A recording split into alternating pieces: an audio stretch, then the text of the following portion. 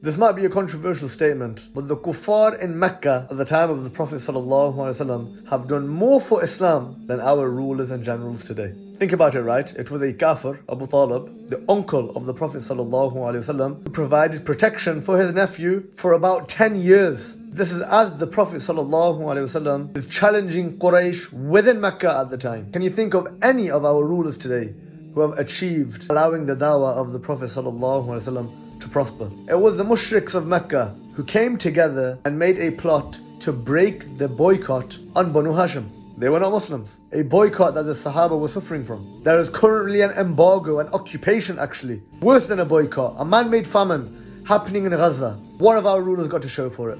What have these generals got to show for it in the Muslim world? A handful of mushriks of Mecca did more of a service in breaking the boycott on the Muslims back then than our so-called representatives have done for our ummah in Gaza. There was a Christian king at the time of the Sahaba who allowed them to seek refuge in his land, in Abyssinia, so that the Muslims could flee the persecution of the Quraysh in Mecca. Have we seen Egypt give refuge to the people of Gaza? I mean, opening your borders would be the absolute least possible thing you could do. The Christian king of Abyssinia did more for the Muslims than Sisi has ever done. I mean, come to think of it, the mushriks, the polytheists, at the time of the Prophet ﷺ in Mecca, actually did so much more than our current rulers and generals today. People always boast on about how great Saudi is for taking care of the Kaaba. Well, actually, so did Quraysh. Quraysh, when they granted protection for someone, they protected them. And their word actually meant something. It actually had some weight to it. Whereas people like Erdogan, when he gives his word for Palestine, and when he says that Gaza and Masjid al-Aqsa are red lines, it has no weight.